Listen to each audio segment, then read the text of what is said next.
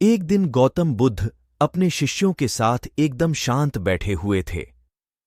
उन्हें इस प्रकार बैठे हुए देख शिष्य चिंतित हुए कि कहीं वह अस्वस्थ तो नहीं हैं।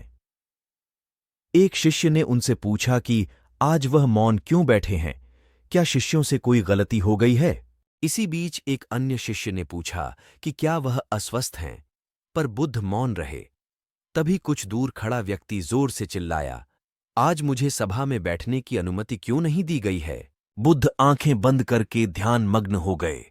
वह व्यक्ति फिर से चिल्लाया, मुझे प्रवेश की अनुमति क्यों नहीं मिली? इसी बीच एक उदार शिष्य ने उसका पक्ष लेते हुए कहा कि उसे सभा में आने की अनुमति प्रदान की जाए।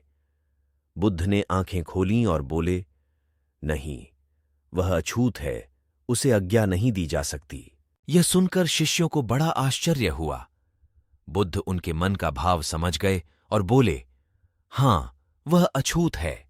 इस पर कई शिष्य बोले, हमारे आश्रम में जात पात का कोई भेद ही नहीं, फिर वह अछूत कैसे हो गया? तब बुद्ध ने समझाया, आज वह क्रोधित होकर आया है। क्रोध से जीवन की एकाग्रता भंग होती है। क्रोधी व्यक्ति प्राय मानसिक हिंसा कर बैठता है, इसलिए जब तक वह क्रोध में रहता है तब तक अछूत होता है। इसलिए उसे कुछ समय एकांत में खड़े रहना चाहिए। क्रोधित शिष्य भी बुद्ध की बातें सुन रहा था।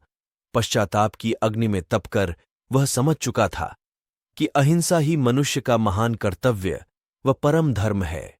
वह बुद्ध के चरणों में गिर पड़ा और कभी क्रोध न करने का प्रण लिया। शिक्षा आशय यह है कि क्रोध के कारण व्यक्ति अनर्थ कर बैठता है और पश्चाताप उसे बाद में होता है, जिसका कोई लाभ नहीं मिलता। इसलिए हमें क्रोध नहीं करना चाहिए। असल मायने में क्रोधित व्यक्ति अछूत हो जाता है और उसे अकेला छोड़ देना चाहिए। क्रोध करने से तन, मन और धन तीनों की हानि होती है। क्रोध से ज्यादा हानिकारक कोई और वस्तु नहीं है।